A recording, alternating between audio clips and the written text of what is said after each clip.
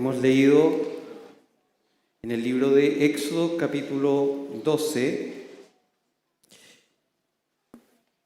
Es una lectura capítulo a capítulo todos estos domingos y que nos hablan acerca de cómo el pueblo de Israel fue escogido por Dios estando esclavo en la nación de Egipto.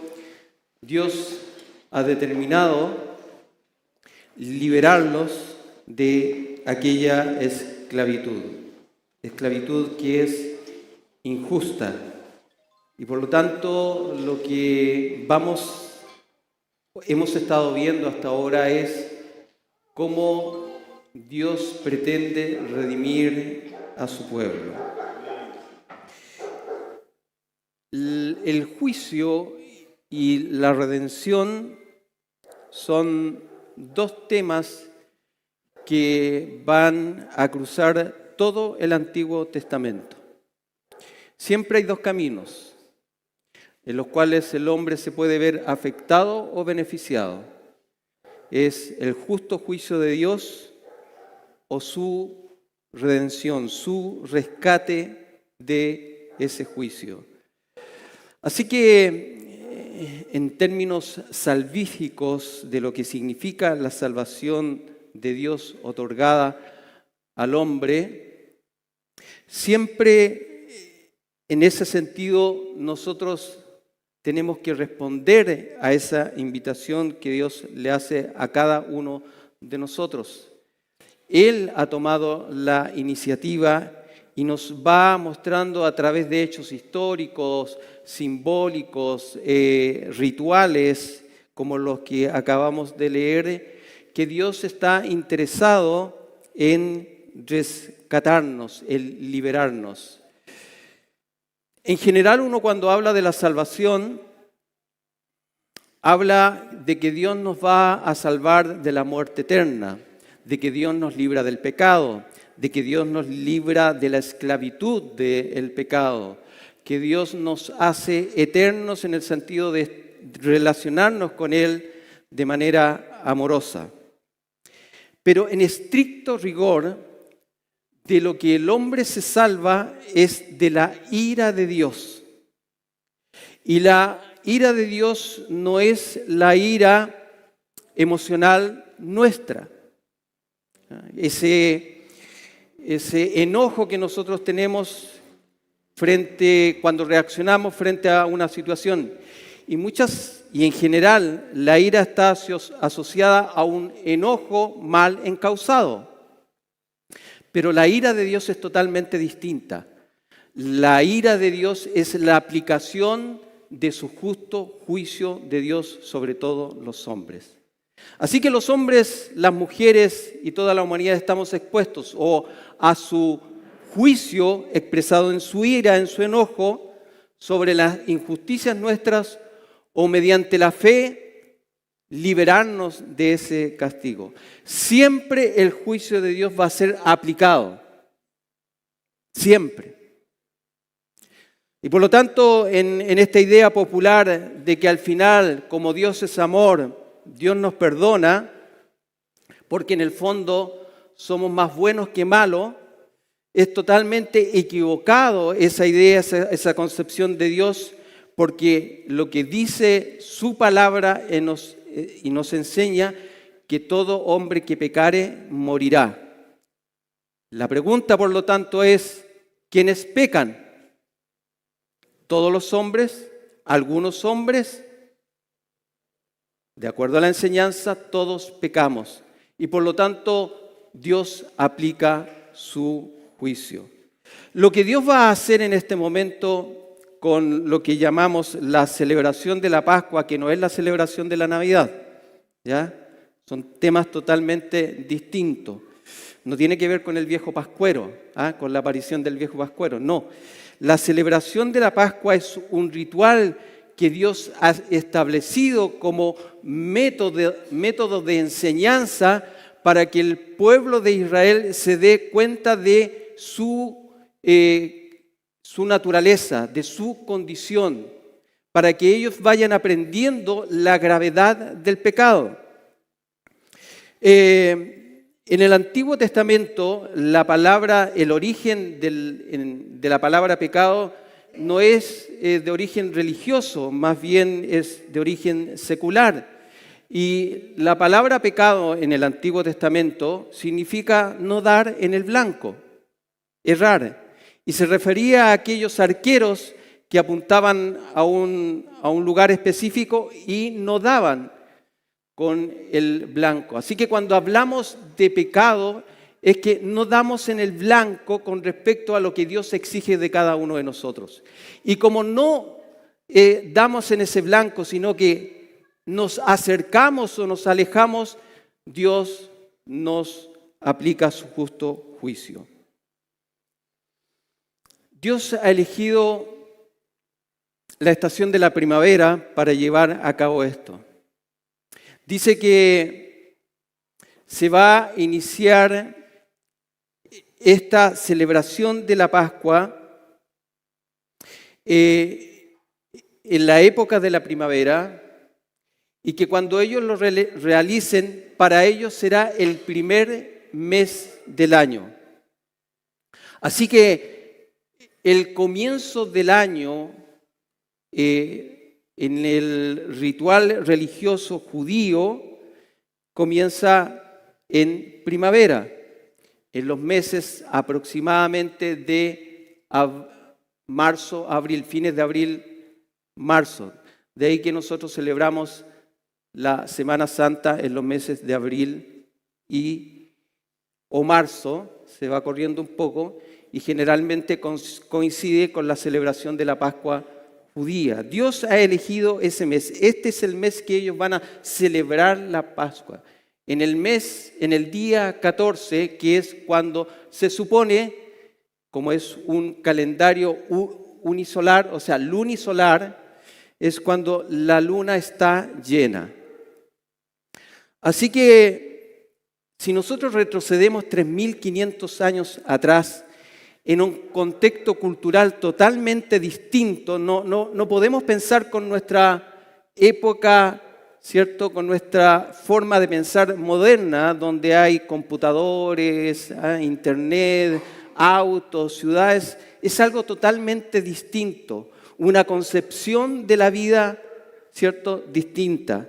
Y por lo tanto, en ese día en particular, Dios les ha establecido el día de su liberación. Dios los va a liberar, pero no les va a decir salgan, no. Para eso tiene que haber un juicio previo. Y el juicio va a ser sobre la nación de Egipto. El Señor le había dicho, ¿cierto? Y ya le había anunciado en el capítulo 11 que habría de traer una plaga más, la última plaga. Recuerden que hasta ahora hemos visto 9 plagas, demostrando el poder de Dios soberano sobre toda la nación de Israel y sobre todos sus dioses. Él se aparece, se revela ante Faraón como el único verdadero Dios. ¿Quién es Faraón?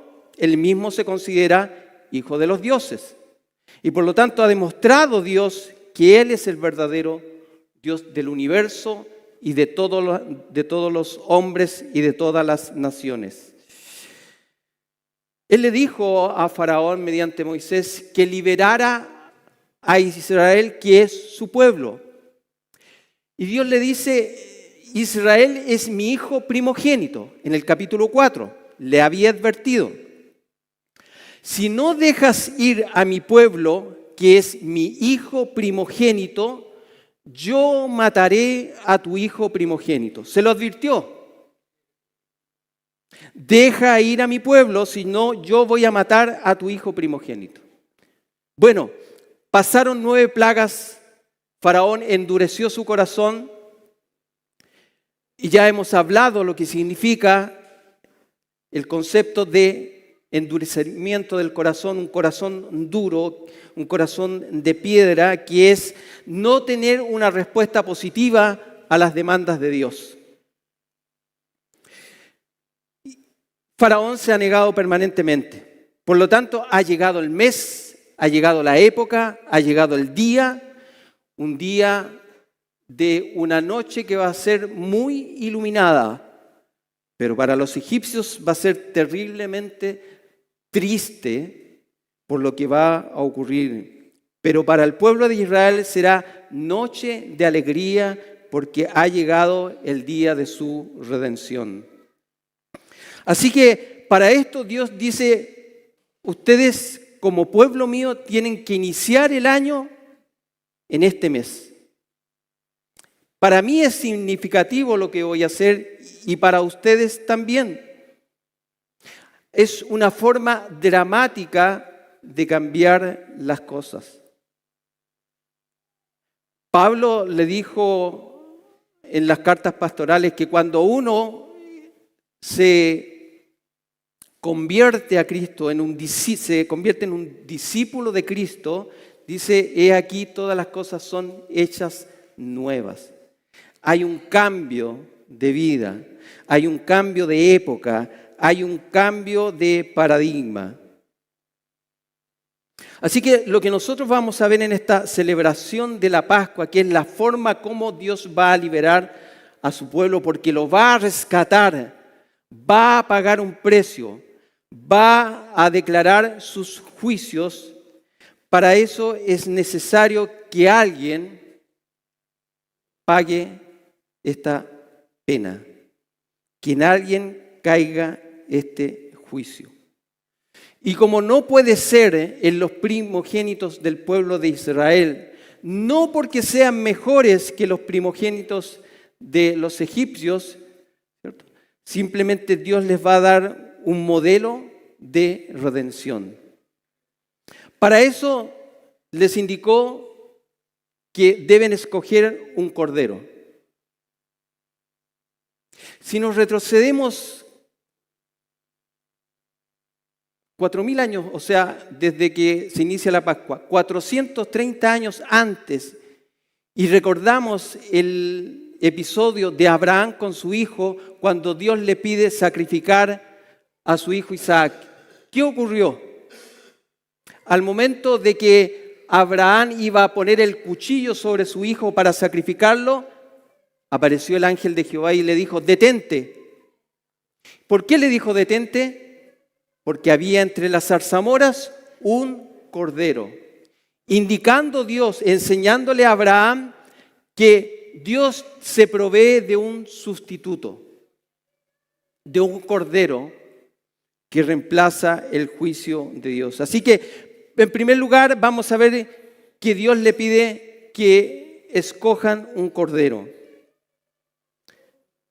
En segundo lugar, el cordero debe ser sacrificado y su sangre debe tener una aplicación.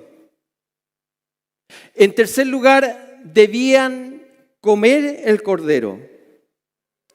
Y en cuarto lugar, esto lo debían hacer como un acto de fe. En el cordero sacrificado y en la sangre derramada. ¿Por qué un acto de fe? Porque ¿qué garantías había de que lo que le iba a ocurrir a los egipcios no le ocurriera a los del pueblo de Israel, a los primogénitos? Era simplemente confiar en las promesas de Dios. Pero siempre, cuando Dios promete algo, es porque ya ha demostrado su poder. Y el pueblo de Israel había visto el poder de Dios.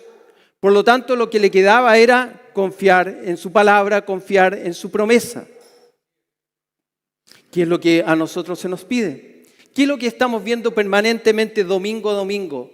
Es las promesas de Dios a su pueblo, el cumplimiento de su palabra de manera profética.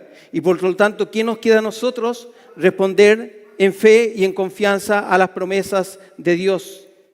Es más, Dios es tan bueno, Dios es tan misericordioso, que de manera particular muchas veces responde nuestras oraciones. Pero Él no tiene ninguna obligación de responder nuestras oraciones. Es un acto de su gracia y de su misericordia. Simplemente un acto de gracia y misericordia en favor nuestro. Porque no solamente Dios es justo, sino que Dios es amor. Así que tenían que escoger un cordero. El día 10 de este mes, cada uno tomará para sí un cordero. Según sus casas paternas, un cordero para cada casa. El cordero tiene que ser un macho sin defecto, de 1 año. ¿Se da cuenta de lo específico que es Dios en sus detalles? A veces a mí lo que me pasa con la lectura es que veo demasiada repetición en la lectura. Y yo digo, ¿pero para qué? Si con una vez basta. Pero Dios quiere recalcar en cada uno de estos detalles lo que para Él es importante. Si el asunto del pecado para Dios es importante, para nosotros también. Y de la forma como Él va a solucionar este problema que tenemos también debiéramos considerarlo de la misma manera. Así que el cordero debe ser un macho sin defecto, de 1 año. ¿Qué significa sin defecto? Que no tenga heridas, que no tenga rasguños, que no tenga solamente una oreja o un ojo, porque alguien podría decir, bueno, pero yo no tengo otra cosa, es lo único que tengo y por lo tanto se lo voy a ofrecer. No. Porque ya dijimos que la Escritura es sombra, imagen de lo que viene. Así que no podía tener defectos, porque el cordero que vendría más tarde tendría que ser perfecto. ¿O cómo era Jesús? ¿Tenía algún defecto? Así que el Señor le dice, el cordero debe ser un macho sin defectos de 1 año. La Pascua marca el principio de su año religioso. Es una nueva época. La muerte del cordero provoca un nuevo comienzo, así como la muerte de Cristo lo hace para el pecador que cree. Debía ser escogido con anticipación, no a última hora. En el día 10, escogerlo y examinarlo durante 4 días. Y en el día 14, sacrificarlo. ¿Saben ustedes cuándo murió Cristo o cuándo fue apresado? En la celebración de la Pascua judía, en el día 14. ¿Coincidencias? Y esto ocurrió 1500 años antes de que Cristo viniera. Así que en el día 10 había que inmolarlo entre las 2 tardes. Entre las 2 tardes. Recuerden que el año judío comienza en la tarde. ¿Se acuerdan cuando a Cristo lo apresaron y lo enjuiciaron? Entre las 2 tardes. ¿Coincidencia? Así que Cristo también fue el Cordero ordenado antes de la fundación del mundo. Primera de Pedro, capítulo 1, 19 al 20 dice, hablando de Cristo, Pedro, ya destinado desde antes de la fundación del mundo, pero manifestado en los postreros tiempos por amor de vosotros. Así que el Cordero había que escogerlo en el día 10 para sacrificarlo en el día 14. No tenía que tener mancha. Un cuadro perfecto del Cordero de Dios en quien no hay mancha ni arruga. Así lo dice nuevamente Pedro, en 1 de Pedro capítulo 1, 19. Si no, dice, con la sangre preciosa de Cristo, como de un cordero mirando hacia atrás, como de un cordero sin mancha y sin contaminación, así Cristo fue llevado al matadero, como un cordero sin mancha. Tenía que ser probado, examinado durante estos 4 días. Mirarlo, observarlo. A ver, yo lo traje, lo separé, pero tengo que examinarlo, porque puede que tenga algún rasguño que no he notado, un defecto, una pezuña menos. Así que tenían 4 días para revisarlo. Similarmente, Cristo fue probado y observado durante su ministerio terrenal. En especial durante la última semana. ¿Se recuerdan que Jesús, antes de ser crucificado, fue al templo? ¿Y con quiénes se encontró? Con los fariseos, con los doctores de la ley. Y le hacían preguntas para, como decimos nosotros, pillarlo, a ver si hay algo malo y con eso apresarlo. Cada vez que Jesús les daba la respuesta, ellos agachaban la cabeza y se retiraban. Pero finalmente a Jesús lo apresaron y está frente a Pilato. En Lucas 23:14 dice: me habéis presentado a este como un hombre que perturba al pueblo. Pero habiéndole interrogado yo delante de vosotros, no he hallado en este hombre delito alguno de aquello que lo acusáis. Los judíos no lo pudieron acusar. Los gentiles, representados en Pilato, no encontraron delito alguno.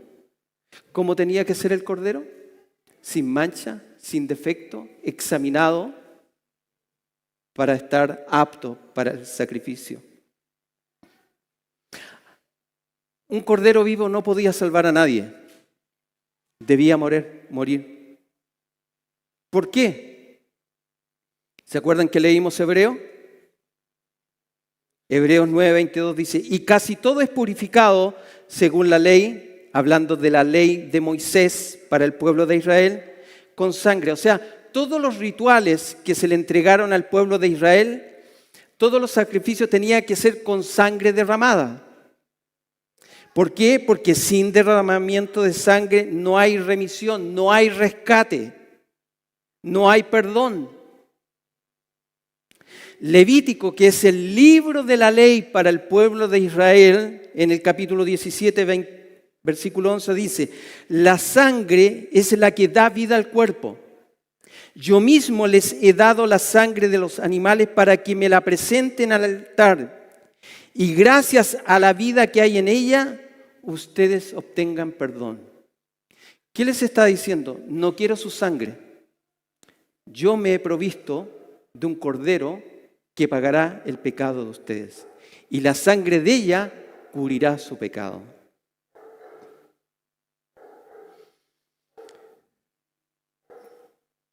Como decía un pastor cuando estaba hablando acerca de este tema, muy conocido en las redes, en una conferencia, se levanta un joven y le dice: pastor, esto que está hablando acerca de los sacrificios es bastante primitivo y bastante ofensivo. Y él quedó como helado, no supo en el primer momento responder, así que empezó a preguntarle algunas cosas como para que se le ocurriera qué responderle, qué decirle. Y se da cuenta que lo que había dicho el joven era razonable. Este acto es bastante primitivo y bastante ofensivo. Primitivo porque debemos entender, y ya dijimos, las realidades, los contextos. El Evangelio no solamente vino para gente sofisticada intelectualmente, sino para toda época, en todo lugar. Y ofensivo, claro que es ofensivo, porque nuestros pecados ofenden a Dios. Pero Dios se ha provisto de un método, de una forma de poder liberarnos de esa condición. Y aunque pareciera ser primitivo y ofensivo, esa sangre no es la nuestra. Esa sangre es de otro. Es más, Dios mismo bajó, se encarnó, se humilló como hombre y Él pagó el precio que nosotros debiésemos haber pagado. Él es el Cordero de Dios que quita el pecado del mundo. Así que una vez muerto el Cordero, la sangre debía usarse ¿para qué? Para marcar cada casa de los judíos. Otra cosa media extraña, ¿cierto? Media rara. Marcar el marco de la puerta con sangre. ¿Cuál es la idea? La idea es que mientras Dios envía el ángel del juicio, el ángel de la muerte, a herir a los egipcios, que cuando llegue a una casa en la que una persona judía habita o una familia, el ángel vea la señal de la sangre del cordero puesta en la puerta, y donde sea que vea la señal del cubrimiento con la sangre del cordero, pase de largo. Eso es la Pascua. No sé si lo diré bien en la forma hebrea, pero Pascua es Pesaj, que significa pasar por alto, pasar de largo. Así que cuando el ángel de la muerte, que ejecuta el justo juicio de Dios, los primogénitos del pueblo de Israel simplemente no fueron muertos, no porque ellos fueran distintos de los primogénitos de los egipcios, sino porque el ángel vio la sangre que cubría y pasó de largo. Eso es lo que hizo Cristo con nosotros. Su sangre fue derramada y cuando nosotros por fe creemos en Cristo, su sangre es aplicada hacia nosotros y el juicio de Dios pasa de largo. Pasa de largo.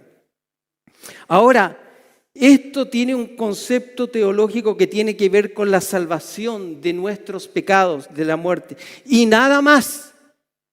Porque muchas veces, no en todos lugares, sobre todo en nuestras iglesias o en el mundo evangélico, se usa esto como muchas veces como una forma de un mantra para liberarnos de cualquier cosa. Yo cuando niño escuchaba, cúbrete en la sangre de Cristo para que los demonios no te ataquen. Cúbrete en la sangre de Cristo para que no tengas enfermedades. Cúbrete en la sangre de Cristo. Quizás miraban este ejemplo, pero no tiene nada que ver con eso. No es una palabra mágica. Cristo nos liberó con su sangre de la culpa del pecado. Es una sangre preciosa. Y por lo tanto no podemos usarla en cualquier cosa.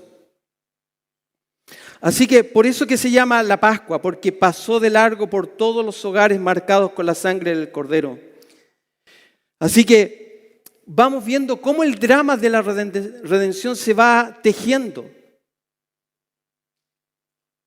Es imposible que entendamos la obra de Cristo, el Nuevo Testamento, sin haber leído y comprendido el drama de la redención en el Antiguo Testamento.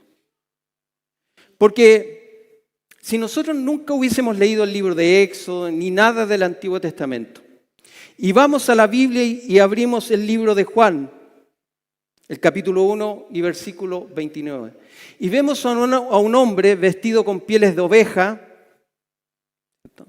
con un básculo, que parecía una especie de mendigo, de loco que andaba gritando por las calles. Y el escritor dice que se encuentra o ve de lejos a Jesús.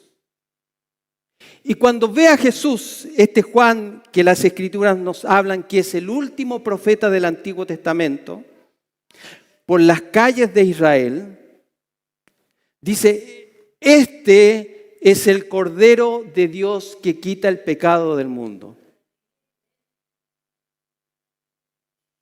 Los judíos que andaban alrededor de Juan, los que vieron este hecho, que eran judíos, entendieron perfectamente a qué se estaba refiriendo. Este es el Cordero que quita el pecado del mundo. Tenían que comer la carne esa misma noche, asada al fuego, y la comerán con pan sin levadura. Le anticipo que aquí en este capítulo hay una cantidad de detalles que es imposible que los podamos ver todos en esta predicación. Quizás el próximo domingo, que es más corto el capítulo, se entre en esos detalles como los panes sin levadura, hierbas amargas, ceñirse con un cinturón, las vestiduras que eran túnicas largas, tenían que ceñírselas. Uno cuando come se desabrocha el cinturón, ¿cierto? Bueno, acá tenían que comerlo con el cinturón abrochado y tomarse las prendas y levantarlas. ¿Por qué tenían que comerla apurado? Es la Pascua del Señor, van a ser liberados. Y el faraón los va a correr prácticamente y por lo tanto tenían que estar preparados. Es de suponer que Moisés no les está diciendo todas estas instrucciones en el mismo día, con tiempo se las ha dicho y por lo tanto ya tienen una preparación. El relato es de manera un poco distinta. Así que tenían que comerla, no tenía que estar crudo, no hervido en agua, sino que asado, la cabeza, sus patas y sus entrañas, todo tenía que estar en ese lugar. Porque simbolizaba que a Cristo. Nosotros no comemos una parte del cuerpo cuando celebramos la Semana Santa, la Santa Cena, cuando comemos ese pan, que es el cuerpo de Cristo. No comemos su pie, su dedo, su ojo, comemos su cuerpo. Por lo tanto, lo que nos indica esto es que el cuerpo tenía que ser sacrificado completamente y comido completamente. Y si había algo que sobraba, tenía que ser quemado. Porque el cuerpo de Cristo no vio o no vería corrupción.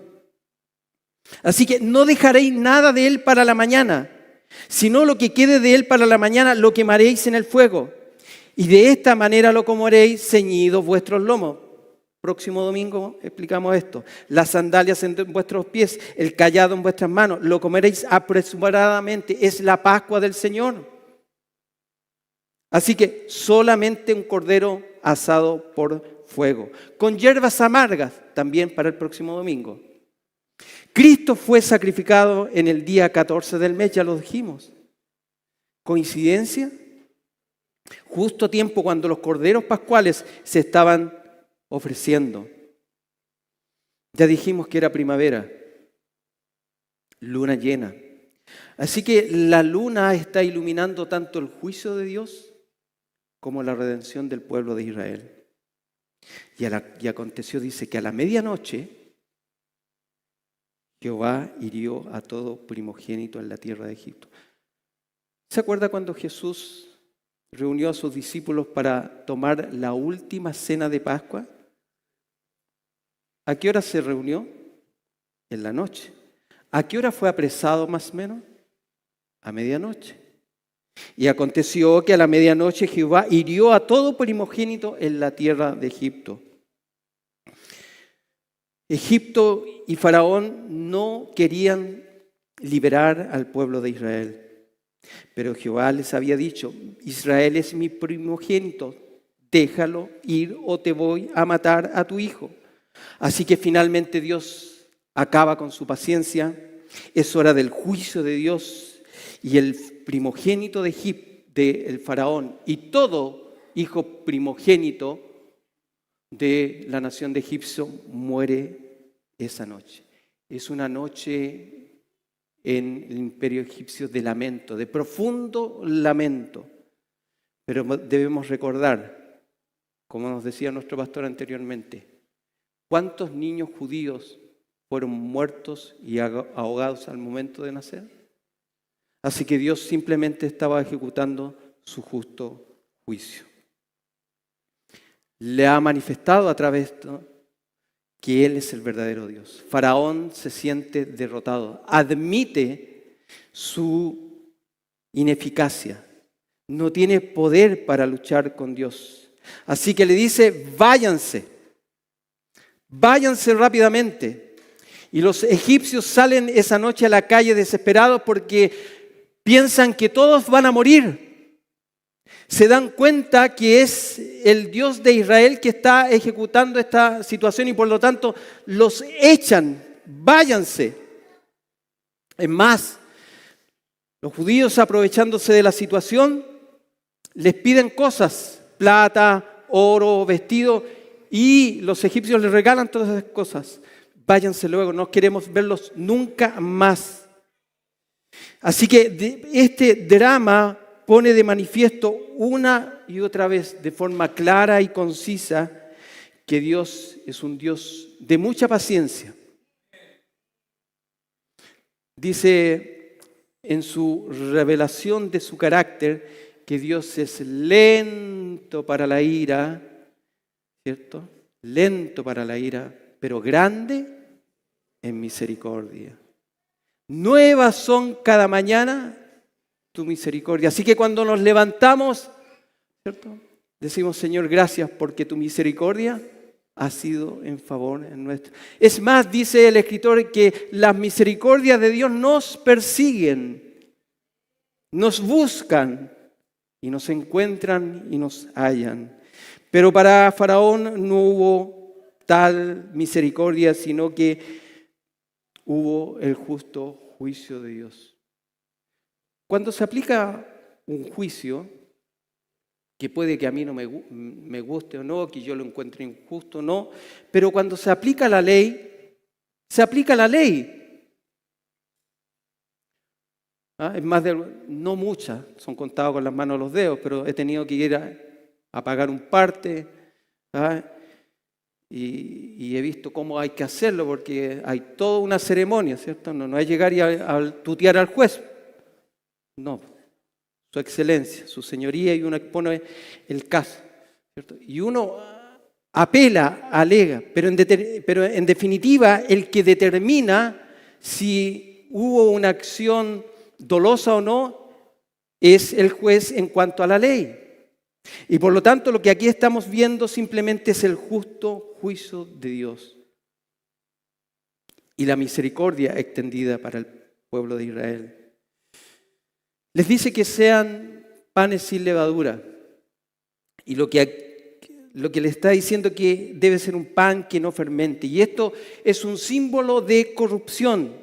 Y por eso el pan que se usará en ese momento de celebración es un pan que es santo, que es consagrado, apartado, simbolizando una vez más que Dios ha apartado a su pueblo. Eso es lo que significa santidad, un pueblo que ha sido apartado, consagrado para que le adore. Deja ir a mi pueblo para que me adore. Él nos ha apartado. Pablo hace una aplicación acerca de esto. Acerca de los panes sin levadura. ¿Por qué tenían que ser panes sin levadura? ¿Qué significa?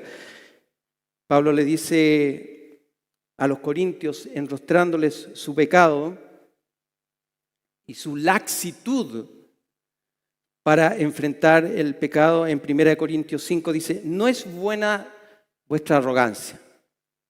¿No sabéis que un poco de levadura leuda toda la masa? Y eso lo sabemos todo. Un poco de levadura leuda toda la masa. Limpiaos pues de la vieja levadura para que seáis nueva masa, sin levadura como soy, porque nuestra Pascua, y nuevamente nuestra Pascua, y tenemos que mirar hacia atrás, ¿cierto? Que es Cristo para nosotros, ya fue sacrificada por nosotros. Así que en comparación de esta Pascua verdadera, de este ofrecimiento de este tipo de ofrenda, dígame usted, ¿hay una ofrenda nuestra que iguale la ofrenda de Cristo en términos de ofrecimiento a Dios por nuestros pecados?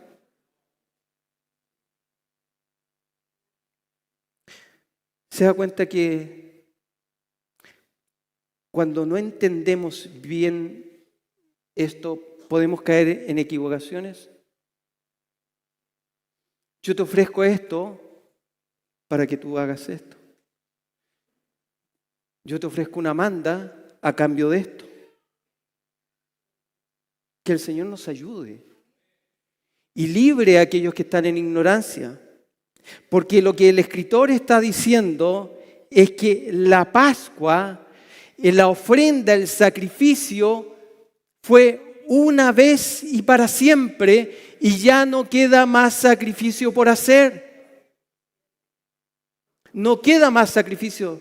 No valen nuestras rodillas ensangrentadas como una ofrenda hacia Dios, porque nuestra sangre es pecaminosa. Se necesita un animal sin defecto, una sangre pura, y esa sangre solamente fue la sangre de Cristo. Y lo que Pablo está diciendo, porque nuestra Pascua, que es Cristo, ya fue sacrificada por nosotros. Así que, celebremos la fiesta, o sea, la Santa Cena, no con la vieja levadura, no con nuestros pecados, ni con la levadura de malicia y de maldad, sino con panes sin levadura, de sinceridad y de verdad. Por lo tanto, ¿qué es lo que debemos sacar de nuestras vidas? ¿Qué es la levadura? El pecado. Eliminarlo. Porque ya Cristo pagó por nosotros. Han pasado 1500 años. Jesús, desde que se celebró la Pascua judía, la primera, y Jesús fue sacrificado. Jesús está en Jerusalén. Se está celebrando la Pascua. Es la noche antes de su ejecución.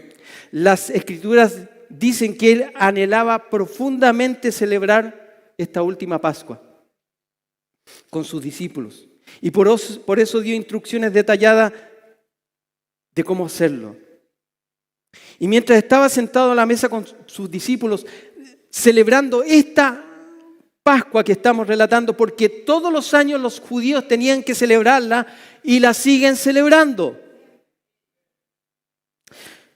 Jesús celebró toda su vida esta Pascua, pero antes de ser crucificado, la noche antes de ser crucificado, celebra la última Pascua. De repente, en medio de esta cena, de forma abrupta, Jesús cambia las palabras del ritual y establece un nuevo significado. Cuando Él toma la copa de vino, en vez de decir, esta copa representa la sangre del cordero con que se marcó los postes de las casas del pueblo judío en el momento de la Pascua, ¿qué es lo que Él dice? Esta copa es la sangre del nuevo pacto, que es derramada para el perdón de los pecados. Y Él toma el pan sin levadura y parte el pan y se los da a sus discípulos. ¿Y qué es lo que añade? Este es mi cuerpo, que por vosotros es dado. Tomad y comed. Entonces lo que está haciendo en esta última Pascua y lo que están haciendo sus discípulos en el Nuevo Testamento es exactamente lo que Dios hizo en el Antiguo Testamento, instruyendo a que celebren esta fiesta de allí en adelante, diciendo, porque todas las veces que coman este pan y bebas esta copa, mi muerte proclamas hasta que yo venga. ¿Cómo vamos a celebrar de aquí en adelante la Cena del Señor? Habiendo entendido todo el drama del Antiguo Testamento y lo que significa el problema del pecado del hombre para con Dios. Así que nuestra Pascua, que es Cristo, ya fue sacrificada por nosotros. ¿Queda algún sacrificio por hacer? ¿Qué es lo que debemos hacer? Así como los judíos ejercieron fe, nosotros también debemos ejercer fe en el sacrificio de Cristo. Póngase de pie. Señor nuestro Dios eterno, te damos gracias por esta maravillosa palabra tuya. Señor, tú eres nuestra Pascua. Tu cuerpo ya fue sacrificado, tu sangre fue derramada y ha cubierto nuestras vidas. Ha cubierto, Señor, todo nuestro cuerpo. El ángel de la muerte ha pasado por alto. Y por lo tanto la muerte no va a llegar a nosotros. La culpa del pecado ha sido retirada. Señor, te damos gracias por esta bendita Pascua que también ha llegado para nosotros. No éramos pueblo de Dios, pero hoy somos tu pueblo. Señor, te damos gracias por esto. Te ruego que tú bendigas a tu iglesia. Bendice a tu pueblo, Señor, para que cada día podamos entender tu sacrificio, tu obra redentora, lo que significa en cada uno de nosotros que en un acto de fe, mirando esa cruz, mirando ese cuerpo y esa sangre derramada, tenemos perdón de pecados, vida eterna y somos librados de la ira de Dios. Gracias en el nombre de Cristo, nuestro bendito y buen Salvador. Amén.